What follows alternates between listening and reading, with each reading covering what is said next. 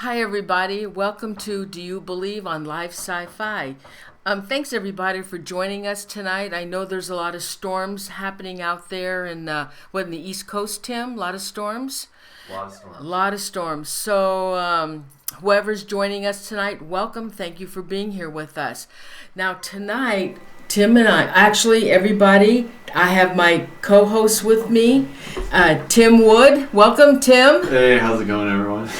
And we also have another guest with us tonight, and that is Colleen Page. Welcome, Colleen. Thank you. Colleen is a psychic medium, and she is here from the Bay Area, and she does readings at Angel Heart Store. And thanks so much. Now, we're going to use Colleen tonight for her psychic abilities while we talk about these axe murders.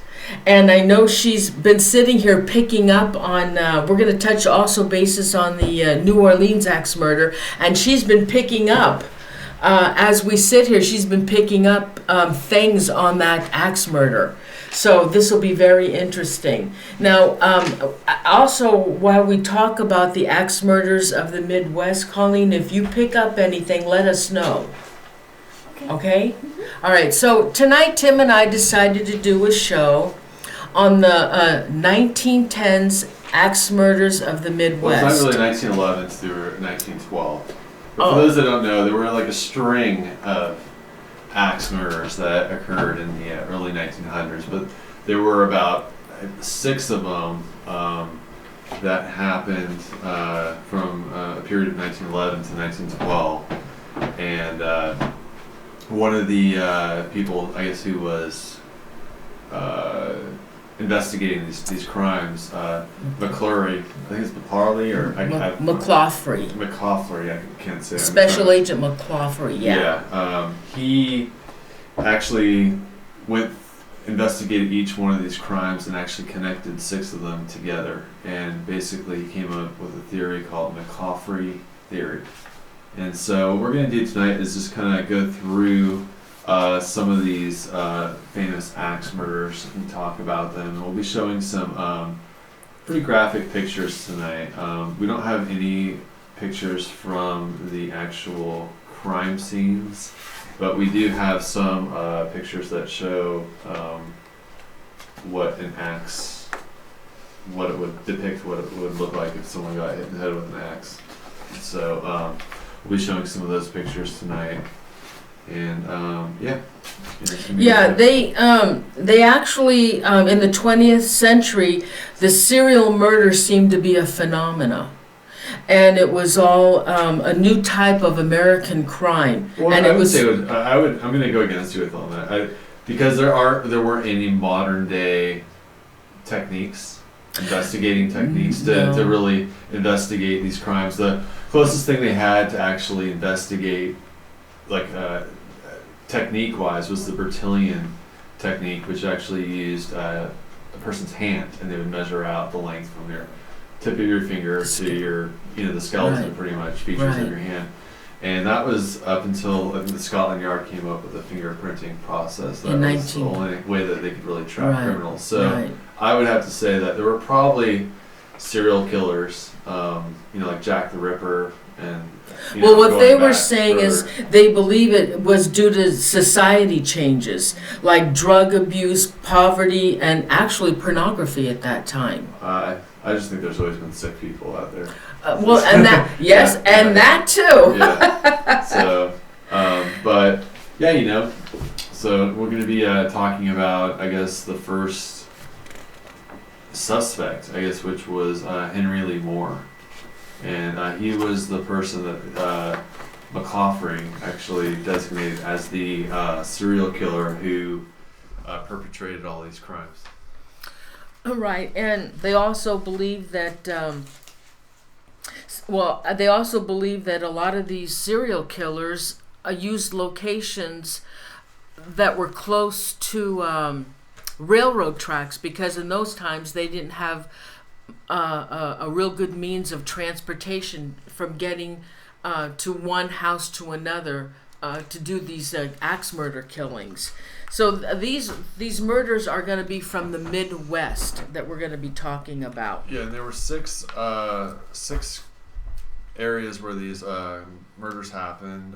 It started off in Colorado Springs, where there were 6 victims, and then the next crime scene was found in Monmouth, Illinois. Then it went to Ellsworth, Paola, Valeska, and Columbia. Now, I actually had the privilege of going out to Valeska and investigating that place, and what happened there, I mean, you can just feel the certain times you can feel the rage, I guess you could say. It's a really kind of a weird feeling. I don't know. I don't like calling myself a psychic or intuitive, but you can almost feel the sadness just kind of overpower you at times in that place. And then sometimes you'll just pick up on the manic type of rage that I think the killer had when he killed that family in there. So, family of 8.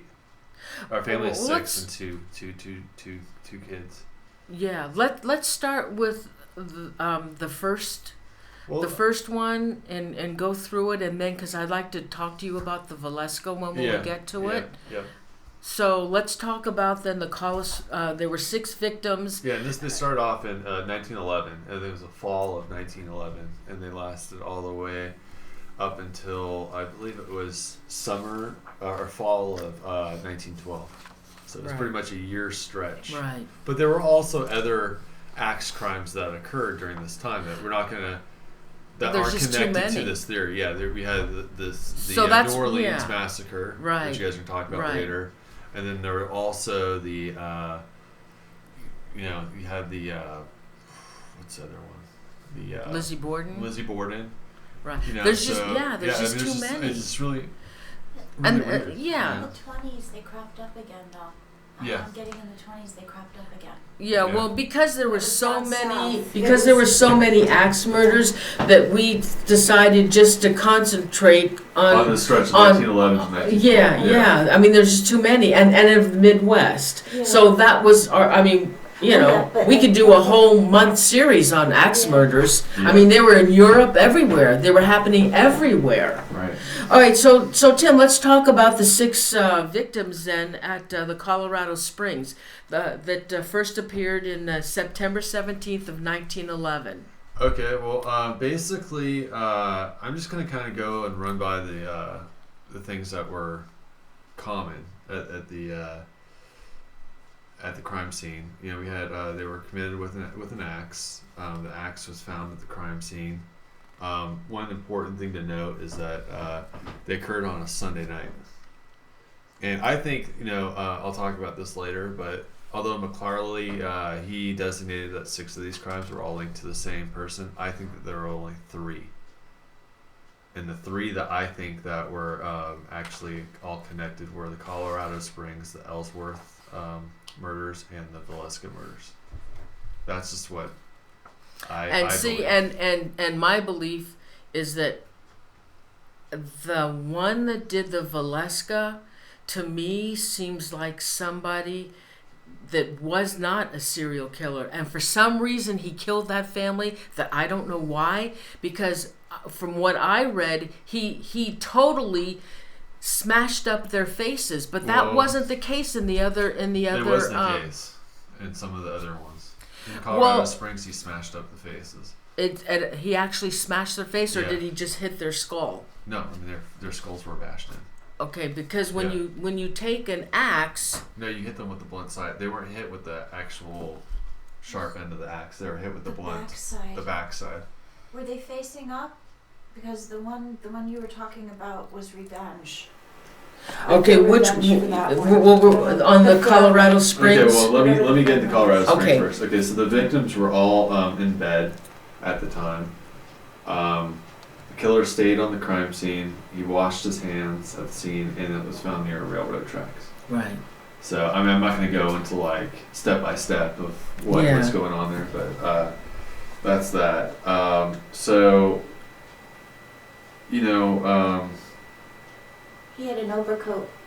He'd take off his overcoat and leave it so that if anybody, he'd put it. Right. It's weird because it's like the thing with Jack the Ripper where the person would take off their overcoat. It was beige. Right.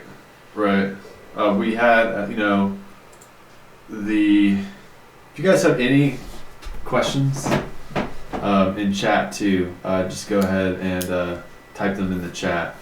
But He also borrowed shirts or clothes. yeah, basically all the ones, the only thing that differentiates between most of these crimes is that some of them didn't occur on Sunday night. Some of them weren't wearing bedclothes, or they weren't covering the victims, and some of them didn't have the chimney lamp beside the bed. All these were never they never convicted anybody of the crime, except for Columbia and Monmouth. But it's a lot of people believe that they convicted the wrong person. They probably did. Yeah. So what I think what happened is three of these, what I find to be the similarities between the Colorado Springs, the Ellsworth, and the Valeska, is one, the victims were all in bed. He stayed at the crime scene. They're all, curiously enough, right near railroad tracks. And usually, for me at least, if I try to think like a killer or somebody, I would try to be near a mode of transportation that I'm comfortable with. So the train, at Valeska runs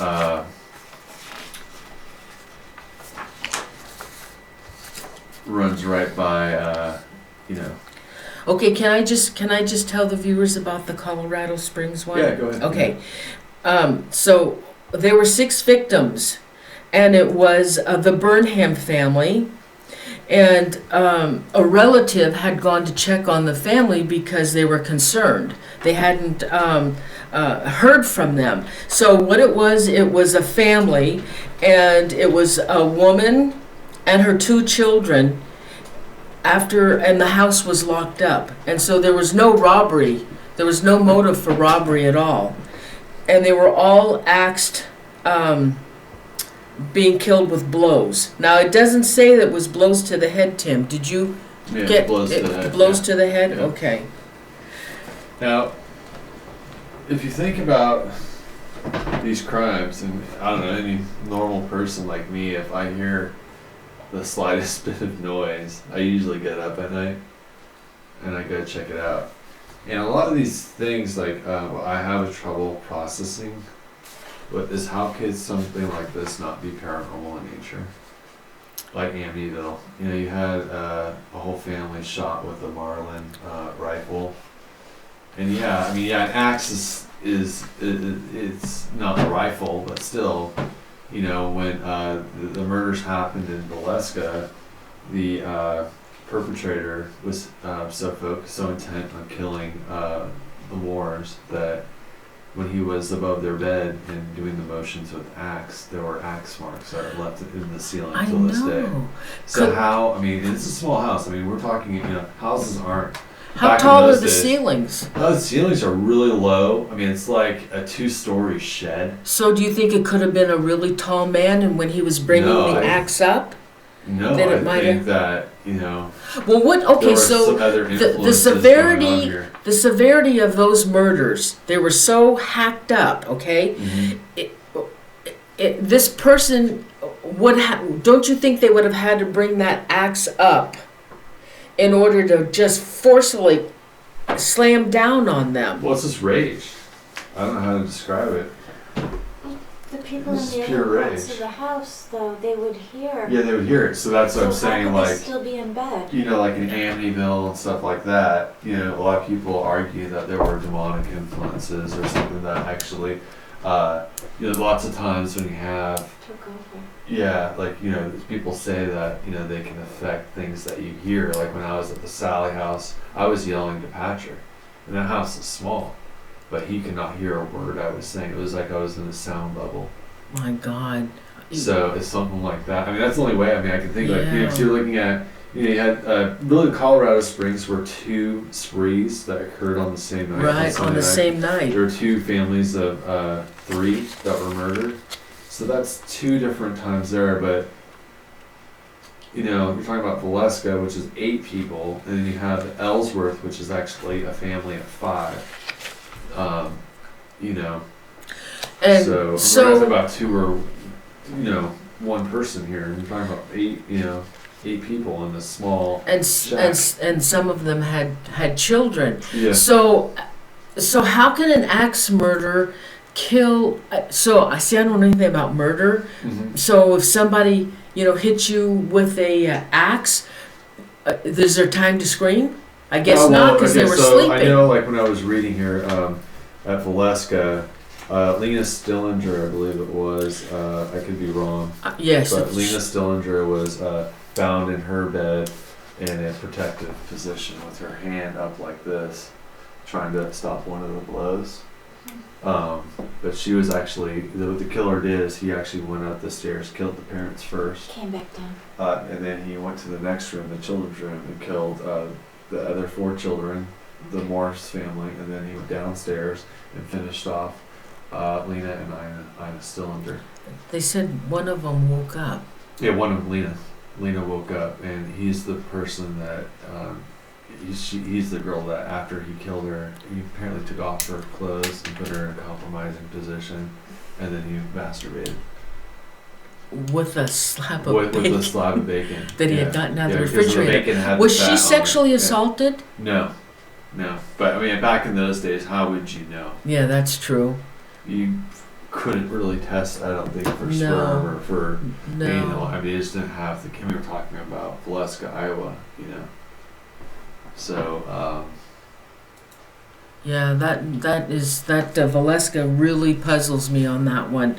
Now they have. Who's that? The Henry Moore? They think he's the one that. Henry Lee Moore. They actually, according to the McClarley theory, they believe that he is the guy who did all these axe murders. 25, he believes. They believe actually did all. Yeah. Okay, well, so there was a family then of 6 victims there in the Colorado Springs. And in all these cases as well, they would bring out the Bloodhounds, but the Bloodhounds didn't pick anything up. But they did find the axe. I think that's because he probably hopped right on the train. Yeah. I'll put money on it that there was a train that went out either early Monday morning or at a specific time on Sunday night. But... So, isn't a bloodhound usually used when they have like an article left from the murderer, and they would let the dog smell it and then go track that person down? What were they using to give to the bloodhounds in order to track the killer? They can pick up scents. In Colorado Springs, actually, I think it was in. I have to look at my notes here, but there was in one of the crime scenes there was a flashlight. I think it was in Ellsworth or one of those. Yeah, one of them. Monmouth. I'm not an axe expert by any means, but there was an actual flashlight that had the engraving of Colorado Springs on it, and there's always, I guess, scents and stuff like that dogs can pick up on. On that one, it says that they found a pipe covered with blood. Yeah. But everybody smoked pipes in those days. You would take clothing from them. He would take clothing from the victims. If his shirt was bloodied, he'd take a shirt or something. Yeah, and there was all, like, a lot of these crime scenes, there was a wash pan filled with that he would, wash himself with.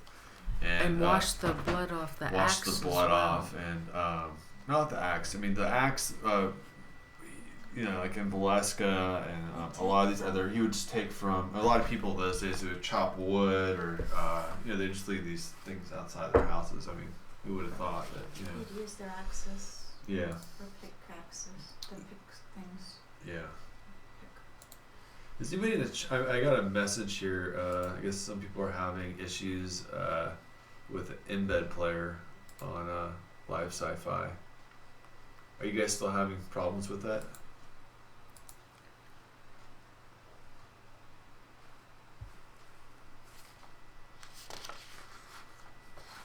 Whoa.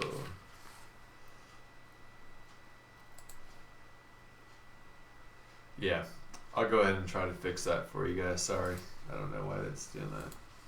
Let me see if I can fix that for you guys. But if you guys have any questions, you can text us, or we'll try to get that fixed for you. The ones in New Orleans were tied with some other Oh, ones. let me wait till I get there. Okay. Hold Oh, okay. hold Sorry. that. That's okay. I think okay. We already told them about the 6 victims of Colorado, but then that one that you mentioned a couple of times, the Monmouth in Illinois, that was another family, and they were Mr. Dawson, the janitor, his wife, and teenage daughters were found dead in their beds. Their skulls were crushed with a heavy object, and I guess they are saying that it was an axe, correct, Tim? Mm-hmm. Yeah, and the house was unlocked and the blinds were drawn. Now, I believe in all these, isn't that the same thing? Yeah, there The blinds are drawn? Yeah, blinds are drawn, and oftentimes that people, when they would approach the crime scene, they would find blankets or articles of clothing over the mirrors in the house. So, there'd be stuff over the mirrors and stuff. So I guess it was a pretty well-known tradition back in those days to block certain reflective objects at times of mourning. Yeah, now at this point they were looking for a deranged killer. They thought there might have been a deranged killer in the area at that point. Yeah, duh. yeah. And then the Ellsworth, Kansas one, which happened in October 15th of 1911, there were 5 victims there. Mm-hmm. And now they're starting to think that there was a pattern, that there is a pattern. And this wasn't by the police. It was by the newspapers that were posting that they believed that there was a pattern now. Mm-hmm. You would think. And this was with the Showman family. They were also found in their beds, and this was 2 weeks after the Dawson family. Isn't that right, Tim? Mm-hmm. Mm-hmm. A neighbor was worried about the unresponsiveness of the family, and so they went over there and they found the bodies. Right. His wife, Mr. Showman, the wife, and 3 children in 2 different beds. And again, it was done on a Sunday night. The murder weapon was an axe taken from a neighbor's yard on that one. And it was found inside the home, having been washed by the killer. Wow. And now an article of the clothing was put over the telephone to muffle the sound of the phone and the lamp. So the reason they put that over the lamp was so there wouldn't be any illumination in the room, so nobody could see anything. Mm-hmm.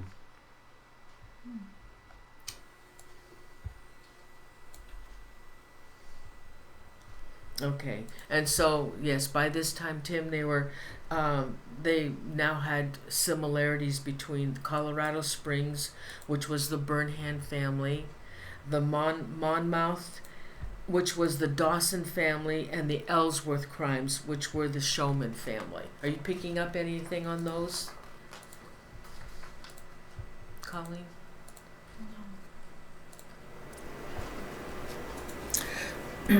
Okay, so then right around at this particular time, from January 11th to August 12th, they were having the axe murders in Louisiana, and it went from Rayne, Louisiana, all the way up to San Antonio, Texas.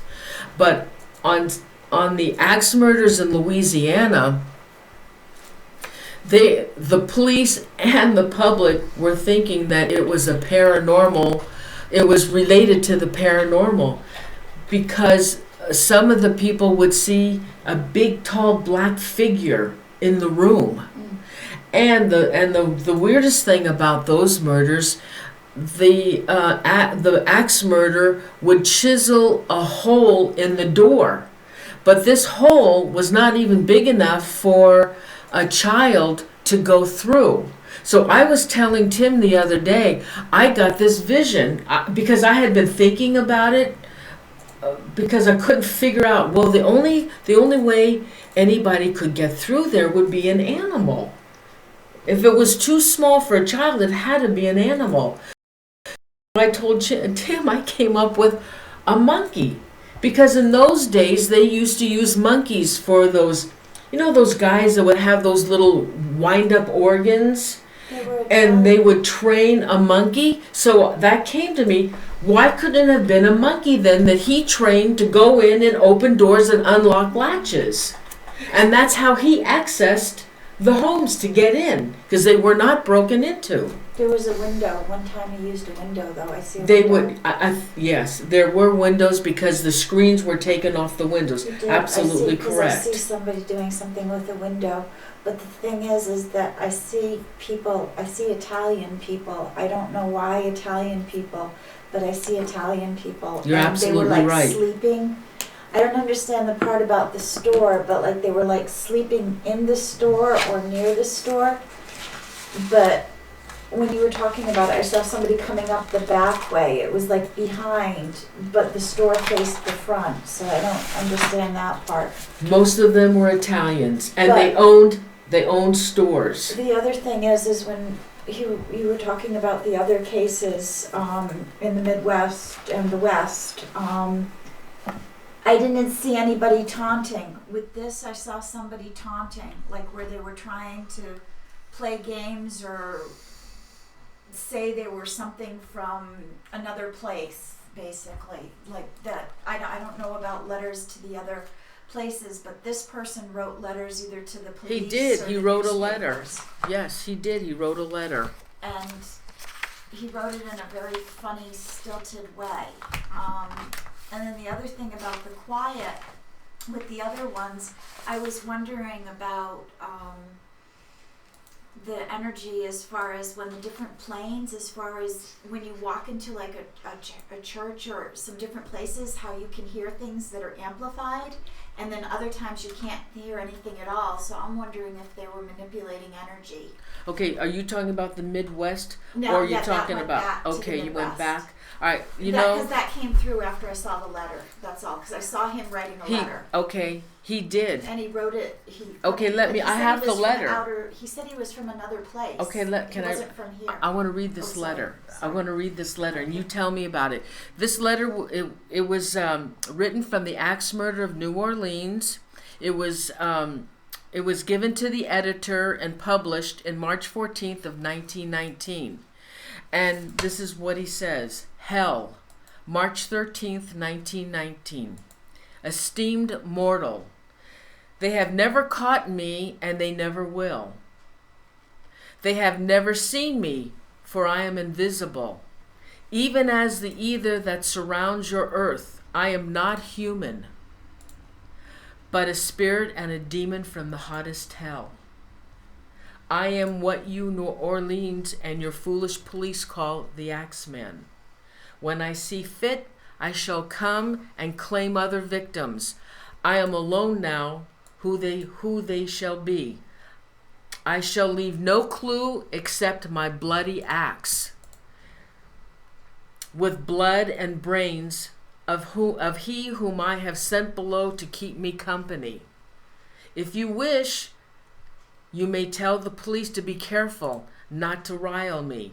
Of course, I am a responsible spirit. I take no offense at the way they have conducted their investigations in the past. In fact, they have been so utterly stupid as to not, but His Satanic Majesty, Francis Joseph, etc. But tell them to be aware. That was one of his victims. Let me not Let me not try to discover what I am, for I were better that they were never born than to incur the wrath of the axemen. I don't think there is any need of such a warning, for I feel sure the police will always dodge me, as they have in the past. They are wise and know how to keep away from all harm. Undoubtedly, you Orleans think of me as the most horrible murderer, which I am, but I could be much worse if I wanted to.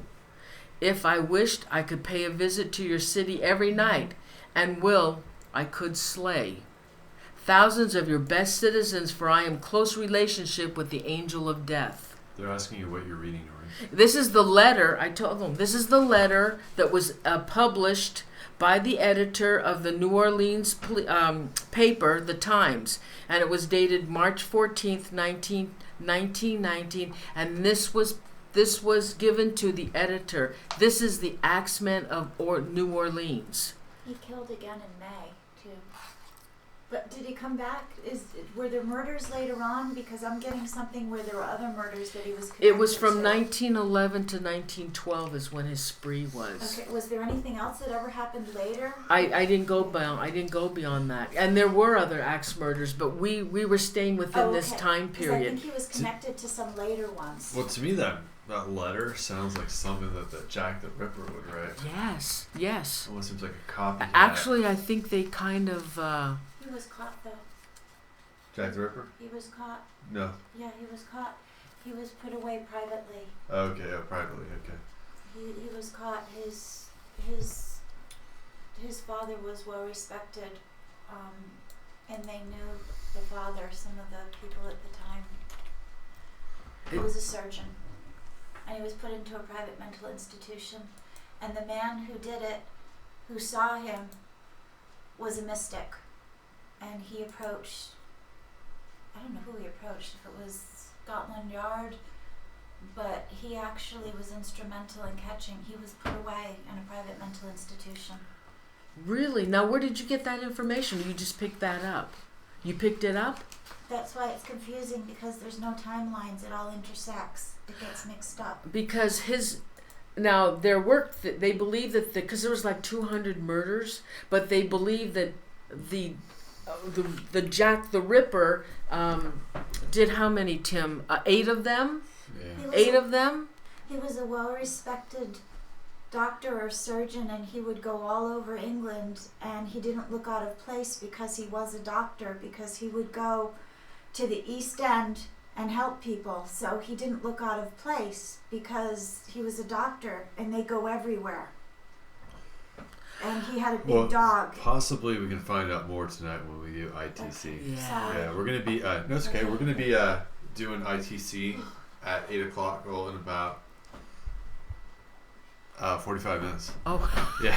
So, what we're going to be doing is we're going to be actually tonight, we're going to be doing something kind of different. We're going to be using the Connect to that I hacked, which actually tracks motion. And we're going to be using that in conjunction with the ITC to see if we can get anything to show up on that. So it should be quite interesting. Oh yeah, that's going to be fun. Now, Colleen, you also picked up on the Axemen of New Orleans music. Mm-hmm. Oh, what part? Which one was it? I'm sorry. Music on the New Orleans axe murder. You picked up. Earlier you were telling me about music. Oh, I forgot. I'm sorry. No, well he liked he What was the music? liked jazz. In fact, he Oh yeah. Yeah. If you were playing jazz music when he was making his rounds, and he heard jazz music in your home, then he didn't bother you. He left you alone. That's what the music was. Yeah. Yeah, because I heard it. Yeah, and it was But it was old. It was like the old kind. It was like old. Well, no, it was honky tonk type. Yeah, but they made a song about him. They did. They made a song did. About him. They actually did. Yes, they did. The Axemen. Yes, they did. And when these axe murders started happening in New Orleans, they were Italian families, and they all owned stores.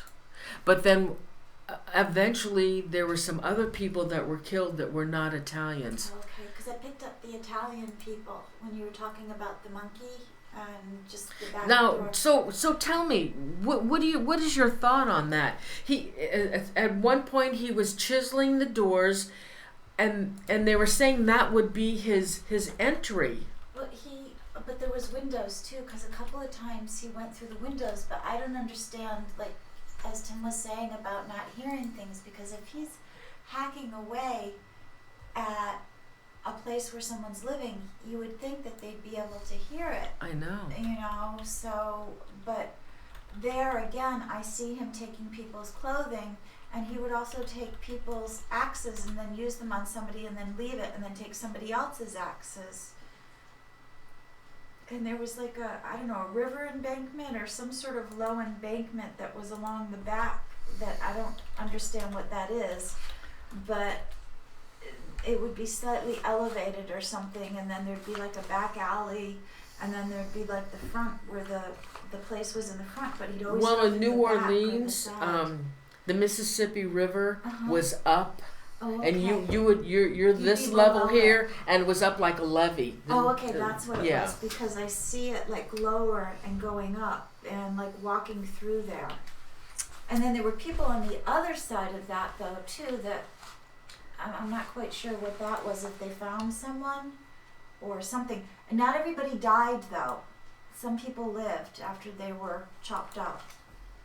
Well, not chopped up. Well, but, that's you know. probably how they got the description of a dark, tall, Oh, yeah, that and would- black dark that would make figure. sense. Yeah, because they called him a dark figure, and the police, the public were all thinking that this was He was paranormal. He was thin. It was thin. Whatever it was very thin and tall. Yeah. Oh, that's creepy as hell. Yeah. Yeah, because New Orleans they were very superstitious, and they were calling him the devil. So, Tim, do you want to talk any more about Midwest murders? No, I mean, other than the fact that it was a terrible, terrible thing that happened. I think it's my belief that only 3 out of the 6 murders that McCarley put in his report are actually connected. And he's saying 6, and you say 3. Yep. Believe that Valeska, Ellsworth, and Colorado Springs, all those I think are connected, because all the MOs are the same. They all occurred on Sunday nights. All victims were found in their beds. Killer stayed at the crime scene, and they're all near railroad tracks. And other than that, there's a lot of other differences between the two. And the other thing that all 3 of these have in common is that he brought the wash bins into the house. He grabbed the murder weapon from the outside of the house. He used one that wasn't not native to the house, so he basically used what was there. And I think also the chimney lamps too were all found at the foots of the beds, and I think that Explain what a chimney lamp for those who a may not chimney know. lamp is like one of those old kerosene lamps that has the glass globe on top. it has a glass globe on top, and basically when you remove that, you're exposing the flame. Their arms were heavy. They couldn't lift their arms. Who? The people in the bed, they couldn't lift their arms. Okay, now they did suspect the chloroform was used. Did you? Only in one of the Their cases. arms Only were in one heavy. of them? They And that- couldn't lift their arms. And that was So that in Colombia. would explain it. If That's only in one of the cases though. Well, They somebody- found chloroform, but Their arms were heavy. Whoever it was, they couldn't lift their arms. yeah, but I mean you can't chloroform 8 people. I mean, come on. so who would have How do you access chloroform? to? Yeah. I don't know if it was I don't know if it was a drug. I mean, Yeah.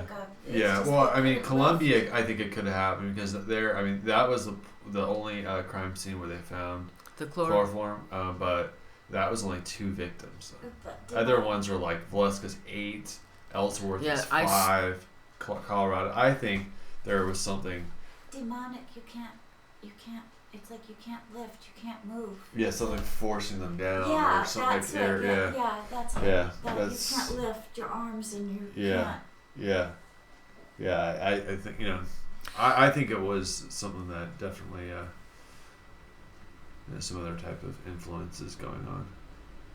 Person definitely has to be out of their mind and on a totally different level of They existence. had some suspects, but they it didn't hold up. Yeah. And they did, but now the thing is, they did convict that Henry Moore. Yeah. They feed the legions off of the blood. Like they not only is that fed, but everything that's tied into it is fed, and it gives it more power.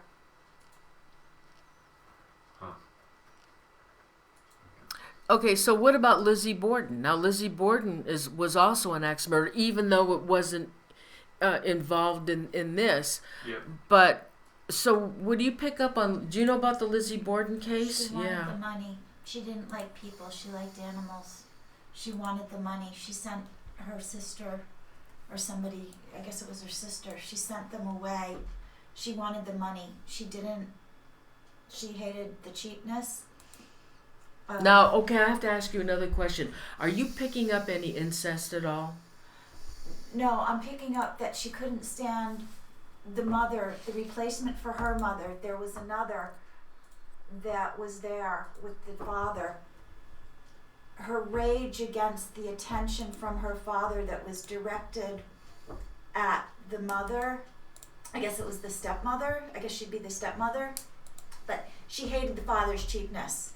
And the idea that he was spending the money on the stepmother and that she had say over the matter. It was all about greed and money. She didn't like the mother. Are you picking up if she had any help? Yeah, she did. I think it was, please, I hope not. I think it was someone who came in that was a hired person to help. And I don't know if the sister knew about it, but she sent the sister away. It was another girl that she sent away. And I also don't think she liked men. That's the other thing. Oh, I don't think so either. Yeah, But okay, so all of a sudden now people are saying, and this came up maybe not too long ago, about that there was incest in the family, and now I had never. Oh, it was on a show, Tim. No, I'm not picking up incest. I'm picking up greed. Okay, but I mean now they're saying, I think some psychic picked it up, that there was incest going on, and nothing had. I had never read that before. Didn't like men. There was No, incest. it was the father. Maybe with the sister, but definitely not with her. Actually, that's what they said. It was with the sister. Maybe that's why she sent the sister away. But the thing was, it was all about money with her, and she wanted to be in control, and she wanted the stepmother out of the way. Okay, I want to go back to the. Did you want to end the show yet, Tim? There was blood too in a pail or something. Something about blood. Can I talk to Colleen about how much Yeah. more time do I have? Sure. I mean, 5 minutes. Oh, okay, Colleen. What do you pick up? The Valeska is just so fascinating Where's to that? me. Which one's That's the one in Iowa where there were the family of 6 and then two friends had stayed overnight. Ina and Lena Stinglinger. How old were the girls? Oh gosh, one was 13, huh, Tim? What? The Sting. Oh, bless you, honey. What was their last name? Stinglinger. There's Ina and Lena Stillinger. Stillinger. And how old were those girls? I don't know, but they were pretty young. 13 and one was 13, right? Was Lena 13? Lena, I don't know that. I think the oldest was 13. Rage. A lot of rage. Did they cover, is that the one where they covered the lights or something? They covered the mirrors. Okay, it was rage. Lots of rage. So why did he cover the mirrors?